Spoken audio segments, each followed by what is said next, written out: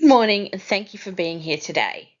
Today, I'll be unpacking how evolving disability models, legislation, and theory have changed both the experiences of people with disability and the work of special educators like us. I've had the privilege of working closely with students who have disabilities, and it's been incredible to witness how a shift in societal attitudes and educational frameworks has positively impacted their lives.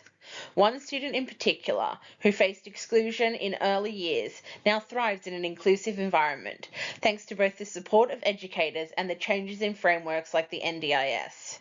This personal experience underscores the importance of the evolution we'll be discussing today.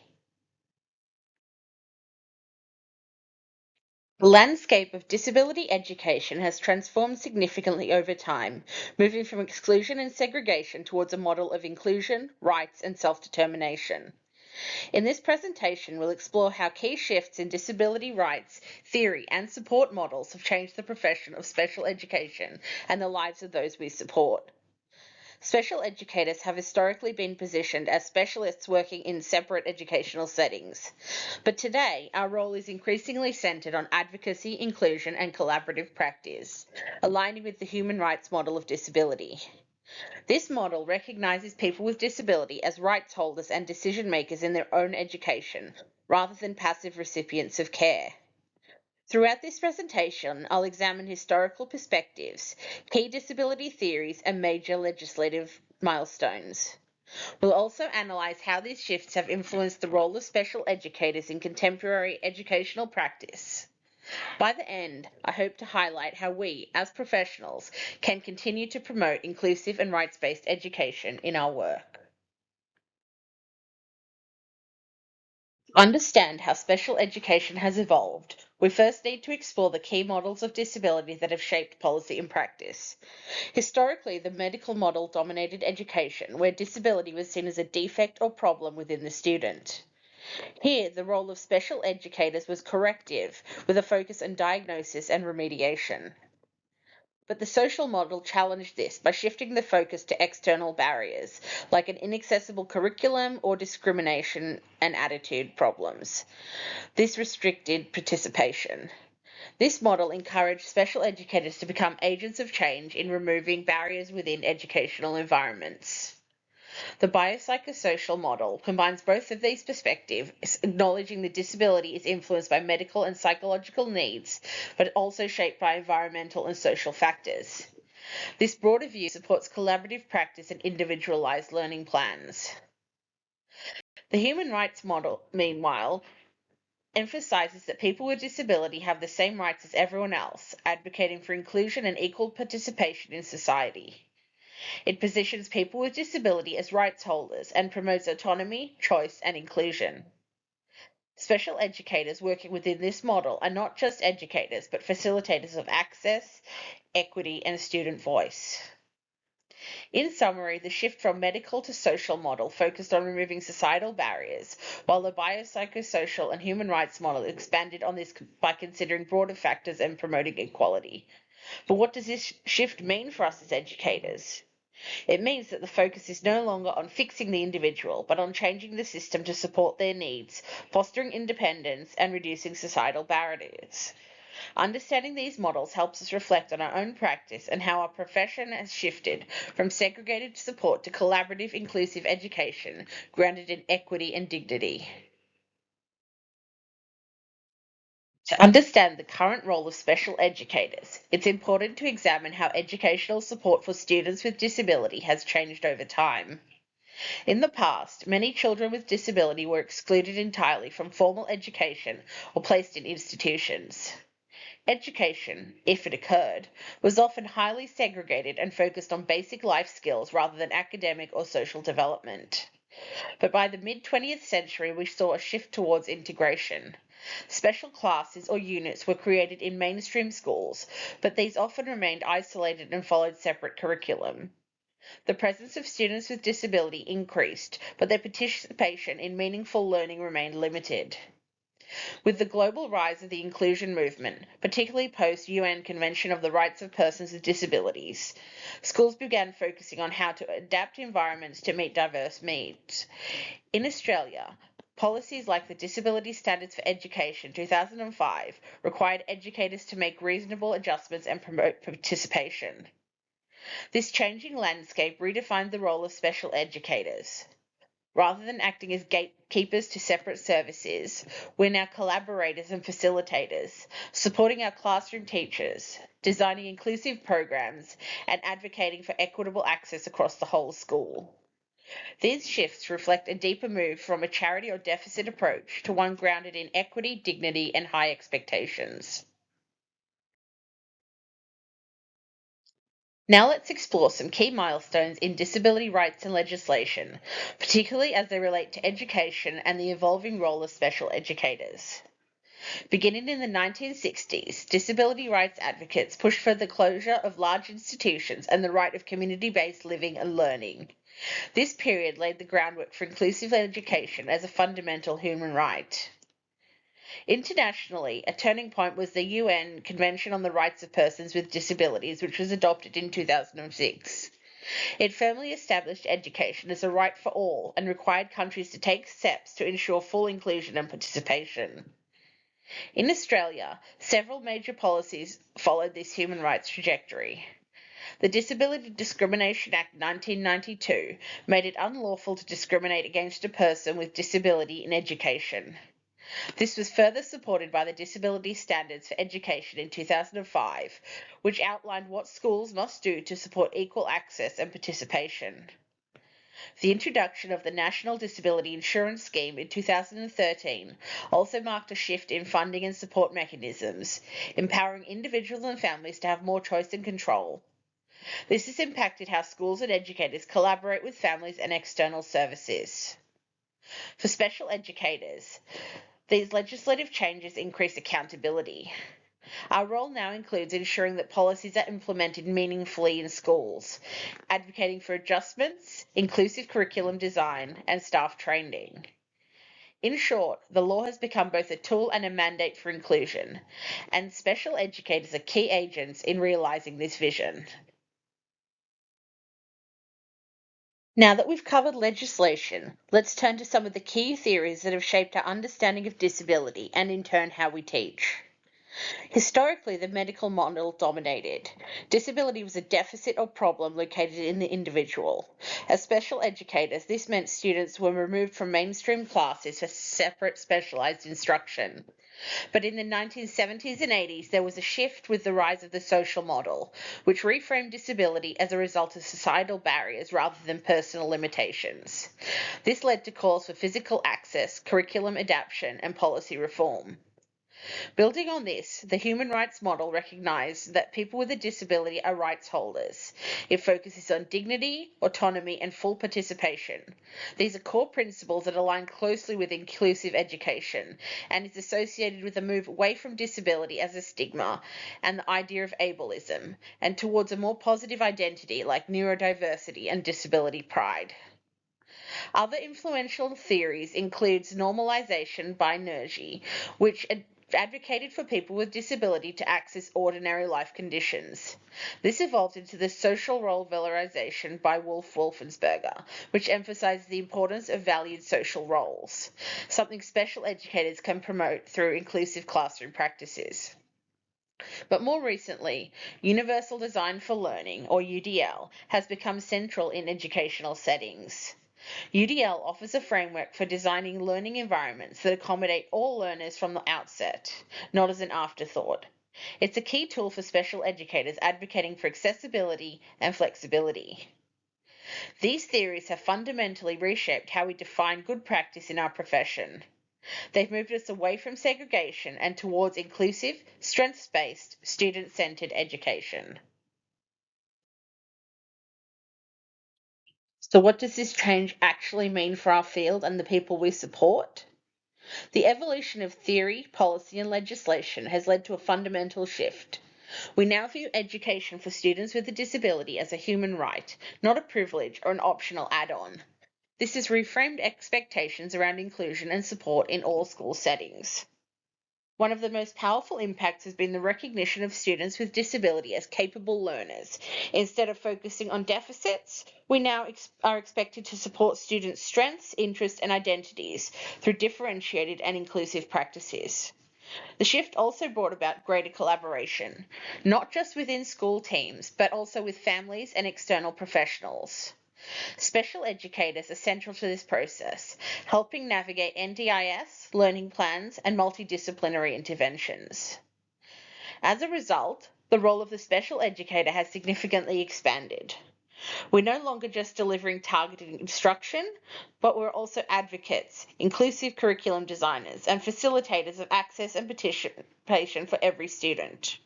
For example, under the medical model, a child with autism might be seen as needing to be fixed, causing the family stress and stigma. But the human rights model has reframed this as a difference, advocating for accessible environments and inclusive education. But that said, tensions still remain.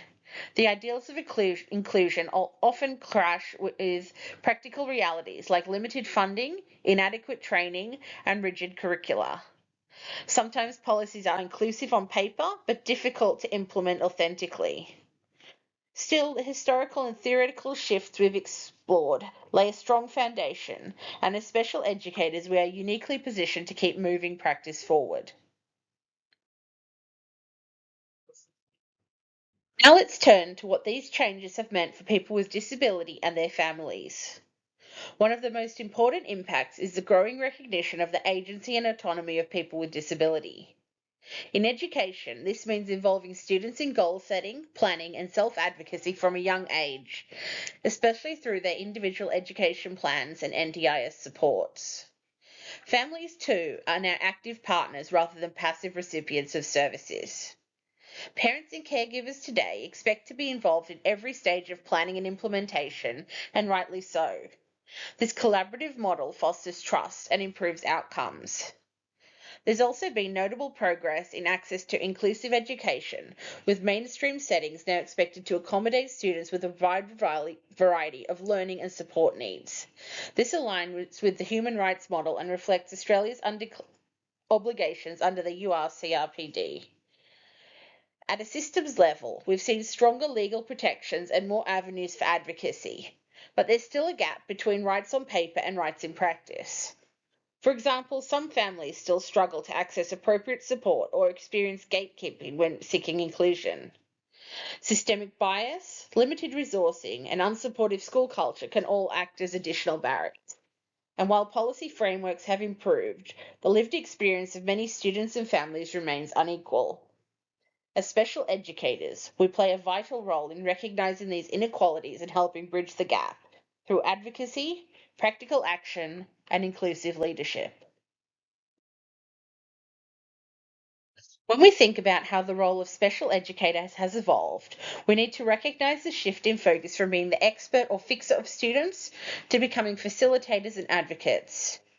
Historically, the emphasis was on correcting students with disabilities, teaching them how to fit into a system that was built for the majority. But today that mindset has changed, where our work is more collaborative as we work alongside students, families, and other professionals to create environments that are truly inclusive and supportive. A key aspect of this evolution is person-centered planning, where we view the individual as an expert in their own lives and needs. We support them by ensuring their voice is heard in discussions about their education and well-being. We also engage in capacity building, helping students and families build the skills and knowledge they need to succeed independently. One example of this shift in practice is the role of special educators as inclusion consultants in schools.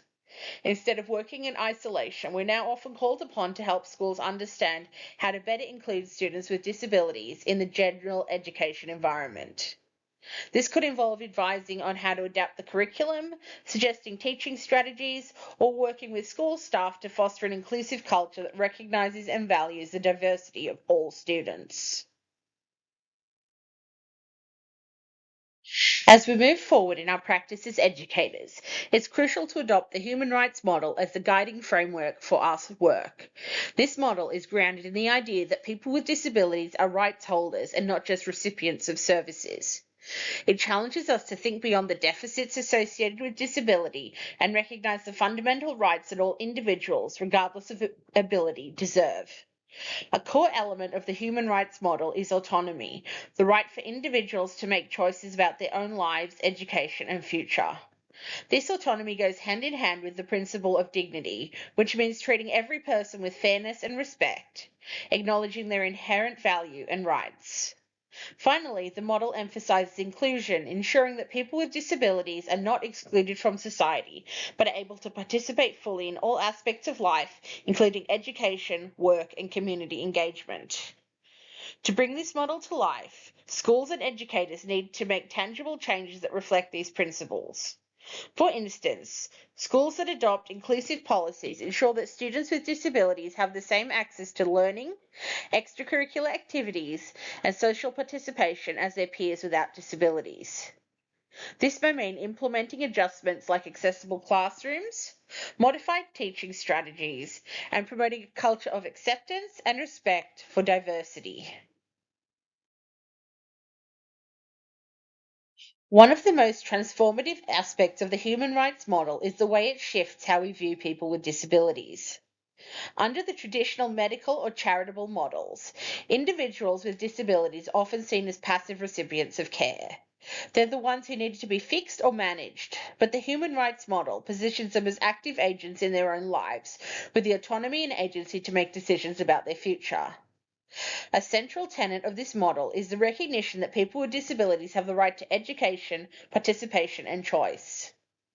This means that individuals with disabilities should not only be included in educational settings, but should also be empowered to make choices about how they learn, who they interact with, and what opportunities they have access to. The principle encapsulated in the phrase, nothing about us without us, reflects the essence of this model. It reminds us that people with disabilities must be involved in all decisions that affect their lives. For instance, in schools, this could mean that students with disabilities are actively engaged in discussions about their own learning plans and accommodations, ensuring their preferences and needs are fully considered. By doing so, we acknowledge their voice and their inherent right to make and shape their own experiences. To bring the human rights model into practice, we can look at several examples of how this framework works in real educational settings. One widely recognized approach is a universal design for learning, which focuses on designing lessons that are accessible to all students regardless of their abilities. This provides multiple means of engagement, representation, and expression, ensuring that students with diverse learning needs can access the curriculum in ways that work best for them. This approach removes barriers to learning, making it possible for every student to succeed. Another key practice is supported decision making. In line with the human rights model, this approach involves working with individuals with disabilities to help them make informed choices about their own lives. It's about empowerment, not control. For example, students with disabilities should have the right to participate in decisions about their education, such as choosing which accommodations they need or which extracurricular activities they want to be part of. This ensures that they are active participants in their education, rather than passive recipients of decisions made for them. Respectful language is also essential in this model. The words we use matter. They can affirm someone's dignity or diminish it. When we use respectful language, we communicate what we see as a person as a whole and valuable human being. Similarly, behaviour support should not be about managing or controlling a student's behaviour, but rather about understanding the underlying needs or communication challenges. For instance, instead of viewing a student's challenging behaviour as something to be eliminated, we can approach it as an opportunity to support the student in expressing their needs, challenges, or feelings. As we look at the role of special educators today, we see a shift away from the traditional view of educators as fixers or experts to a more collaborative and advocacy based role. At the heart of this shift is advocacy, as educators are now seen as key advocates for the rights of students with disabilities. This means ensuring that all students, regardless of their abilities, have equal access to the educational opportunities they deserve, and that their voices are heard in decision making processes. Curriculum adaptation is also a critical responsibility. By modifying or differentiating the curriculum, we ensure that every student can engage with the content in a way that is meaningful to them. For example, this could mean providing materials in different formats, offering alternative assessments, or using assistive technologies to support learning.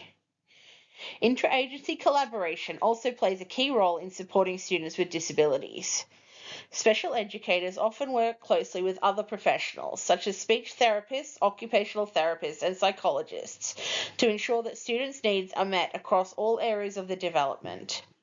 By working together, we can create a much more holistic support system for the student. And finally, it's important to emphasize the partnership with students and their families.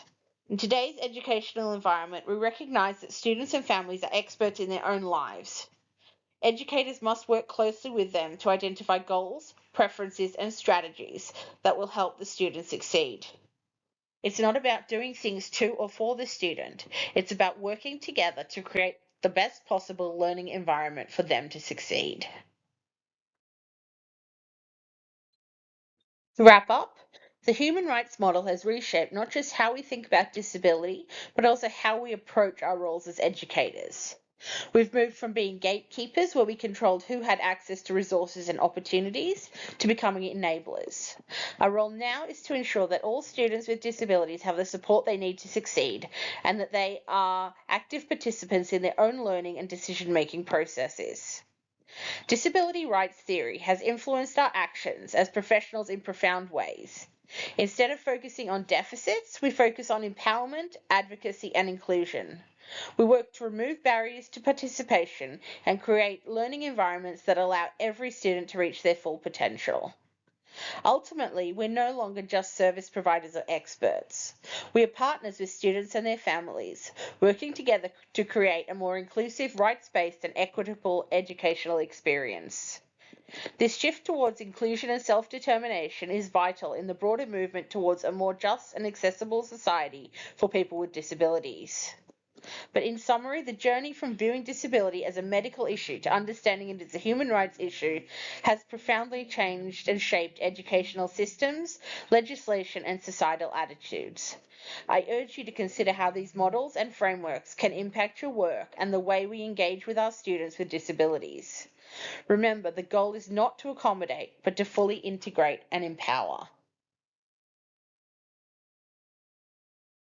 As we conclude today's session, I challenge each of you to reflect on your practice as educators.